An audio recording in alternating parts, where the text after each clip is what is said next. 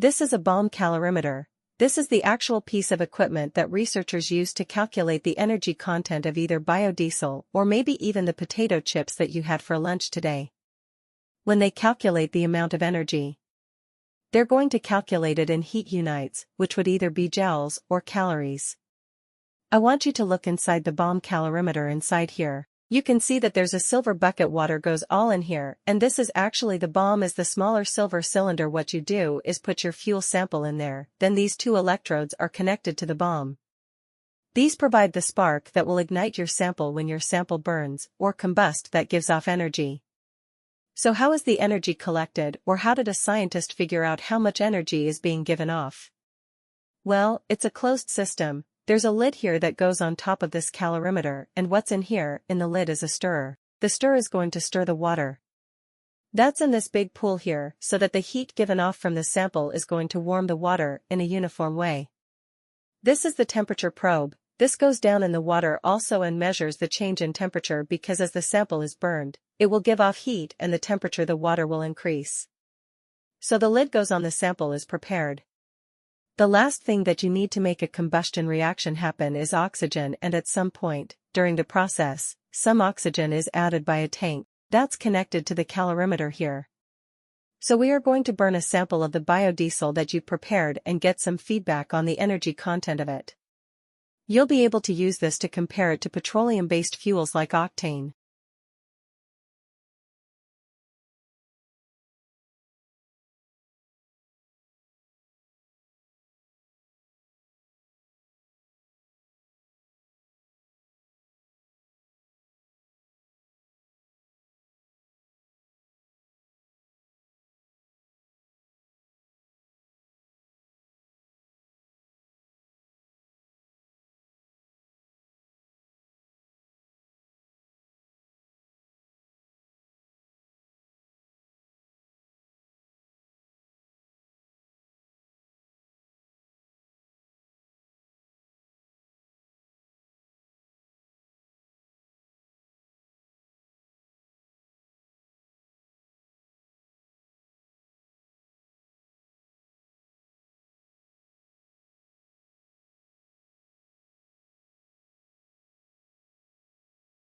The brain is basically built from the bottom up. First, the brain builds basic circuits that are responsible for basic skills, and then more complex circuits are built on top of those basic circuits as we develop more complex skills biologically. The brain is prepared to be shaped by experience. It's expecting the experiences that a young child has to literally influence the formation of its circuitry. It's built into our biology. The interaction between genetics and experience that shapes brain architecture is embedded in a reciprocal relationship, the relationships that children have with the adults in their lives. And by that we mean what we refer to as the servant-return nature of children's interaction with their adults' development. And the impact of experience on development is not a one-way street. It's a back-and-forth interaction. The brain is a highly integrated organ which has multiple sections that specialize in different kind of processes. So we have parts of the brain that are involved more in cognitive function and other parts that are involved in processing of emotion and parts involved in seeing and hearing. So if a child is emotionally put together and socially competent, that will affect more positive and productive learning. And if a child is preoccupied with fears or anxiety or is dealing with considerable stress, no matter how intellectually gifted that child might be, his or her learning is going to be impaired by that kind of emotional interference.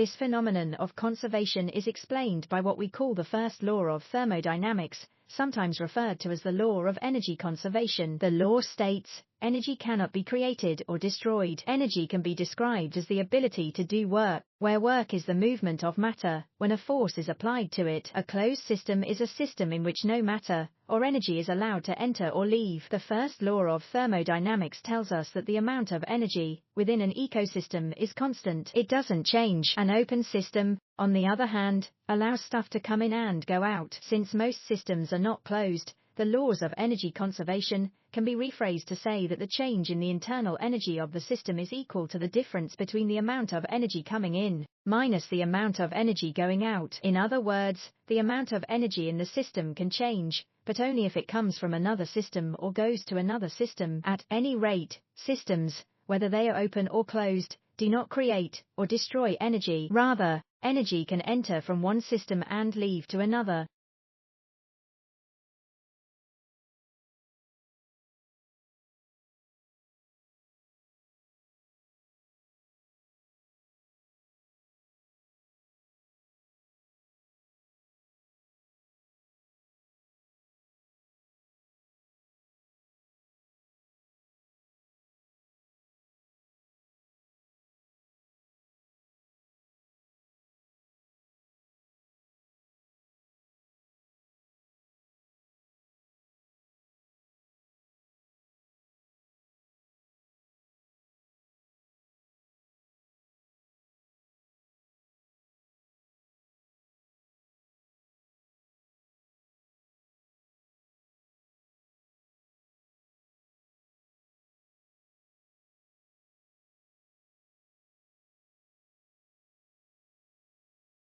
Wind turbine is a device that will convert wind into mechanical movement, which we can use to power water pump or electricity generator. Now the power that the turbine creates is obviously dependent on the wind speed. It also depended obviously on the number of sails, the area of the sails and the angle of the sails makes to the wind. So you can imagine if the turbine blades flat onto the wind's going to just bend it. If there is slight angle when the wind hits it, it's going to turn the blades. We can use that for powering things. Now, we're going to have a go, making some of the very, very simple paper windmills, a sort of things that you can make from the bits and pieces lying around home, and use that to drive very small generator to power electronic devices.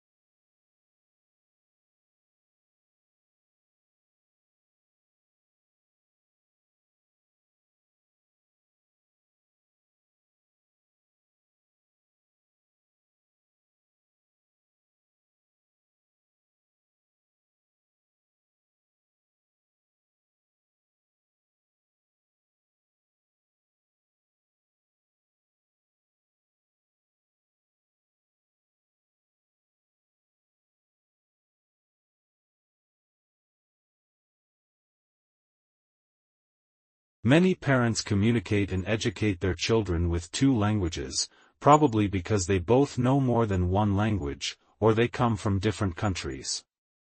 Most of these parents think this can benefit their children's language learning. But actually, kids will get confused when their parents use different languages from each other to describe the same object. If one parent sticks to one language, and the other one sticks to another language, their children will not be confused anymore.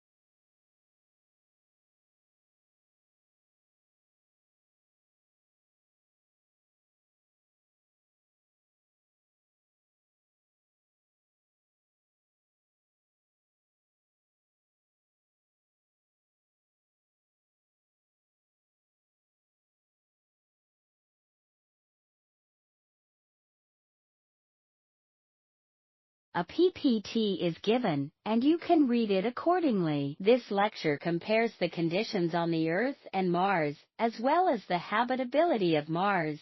There are some similarities such as polar caps, atmospheres and water climate, but Mars and the Earth also have lots of difference. Even the most inhabitable areas on the Earth are way different from those on Mars. In preparing for the Phoenix mission, scientists have done Antarctica trial runs. The lecture also describes different forms of water, hydrology, on the surface and underground of the Earth and Mars. A concise PPT, which can be read directly as a response to this question. We normally see blogging as a two-way interaction, in which the blogger, author creates the content and the readers interact, or challenge the author. But the case will be much difficult when it comes to government, such as the White House, because people will become coarser and write online, especially in the comment area. Hence the governor blog may go wild and chaotic.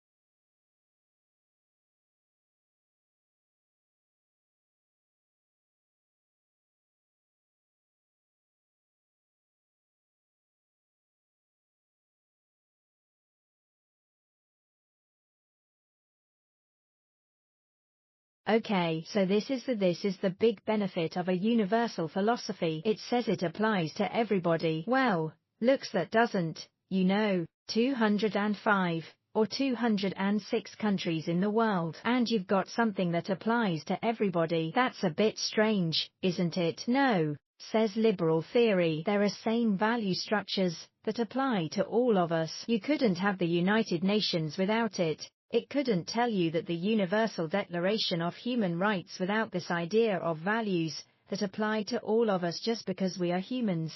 Now, the idea is to test that as well. Why is sport universal? Why does everybody play football? It's because the values are specified at a very thin level at the top. There are these rules and we all have to abide by just these rules. But there are lots of things about football that aren't rules specified. So Brazilian football is different from Italian football, from British football, from German football, from Spanish football. It's culturally specific, but acknowledges that there are these universal general rules to apply to everybody.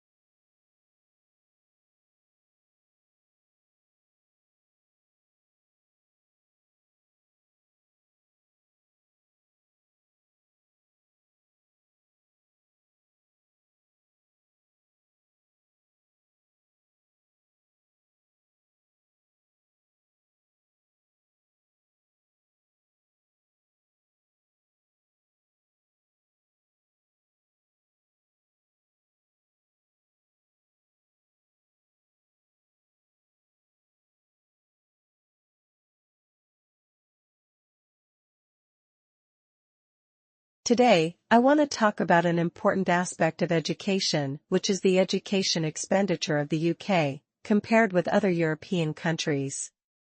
Based on a recent paper published in The Economist journal, UK has only spent 1% of its total GDP on tertiary education, which was insufficient as compared with other European countries such as Finland and Denmark. For instance, the expenditure of Spain is close to the UK in some cases in 2007, and this survey conducted among 50 major cities around the country. However, Denmark and Finland spent much more than the other European countries. So, If we decide to compare the education expenditure of the UK with various developing countries, we will find mind-boggling figures in this regard compared to the other countries.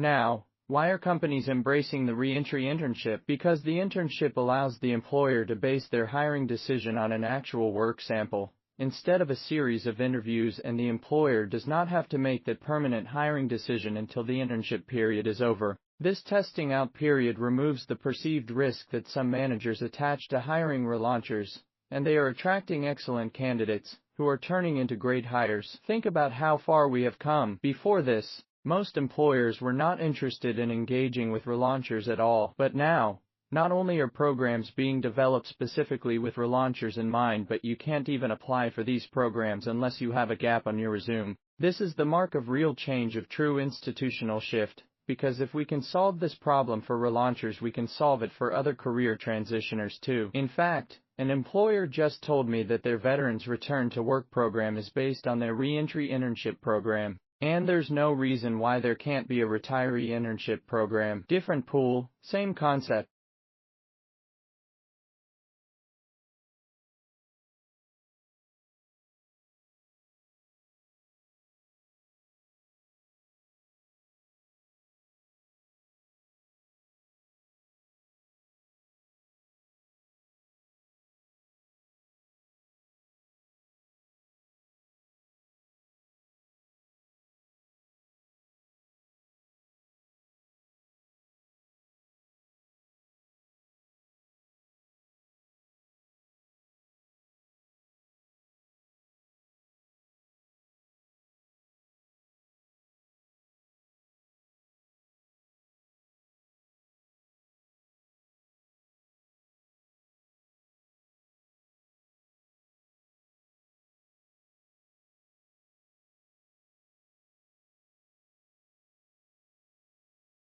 This kind of approach is kind of the way some students approach preparing for standardized tests. In order to get test scores to go up, teachers will end up teaching to the test. Now, that approach can work, test results often do go up. But it fails the fundamental goal of education, to prepare students to succeed over the long term. So given these obstacles, what can we do to transform the way we transform organizations? So rather than being exhausting, it's actually empowering and energizing? To do that, we need to focus on 5 strategic imperatives, all of which have one thing in common: putting people first. The first imperative for putting people first is to inspire through purpose. Most transformations have financial and operational goals. These are important and they can be energizing to leaders, but they tend not to be very motivating to most people in the organization. To motivate more broadly, the transformation needs to connect with a deeper sense of purpose. Take Lego. The Lego Group has become an extraordinary global company. Under their very capable leadership, they've actually undergone a series of transformations. While each of these has had a very specific focus, the North Star, linking and guiding all of them, has been Lego's powerful purpose: inspire and develop the builders of tomorrow. Expanding globally? It's not about increasing sales, but about giving millions of additional children access to Lego building bricks.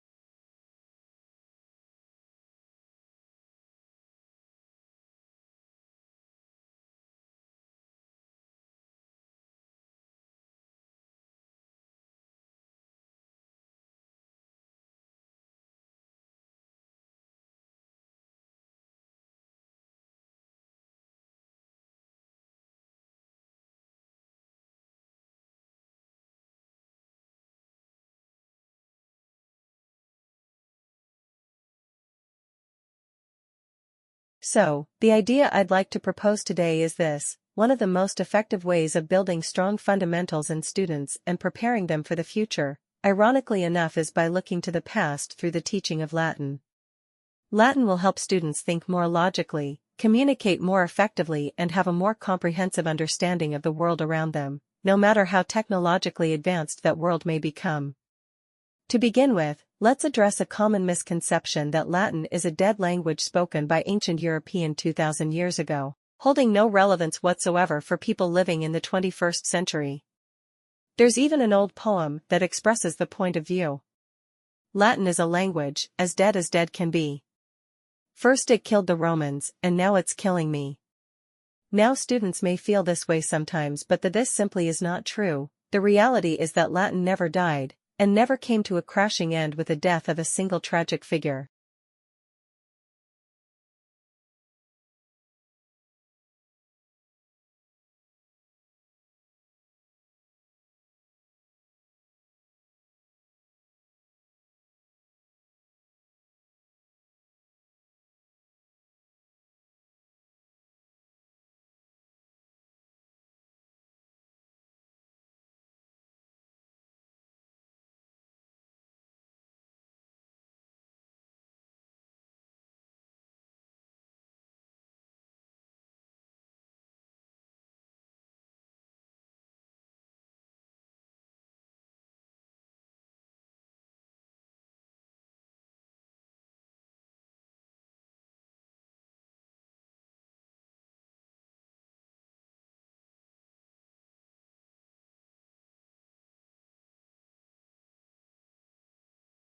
Likewise, you can even physically hurt people in a coma, and they will remain completely oblivious and unresponsive.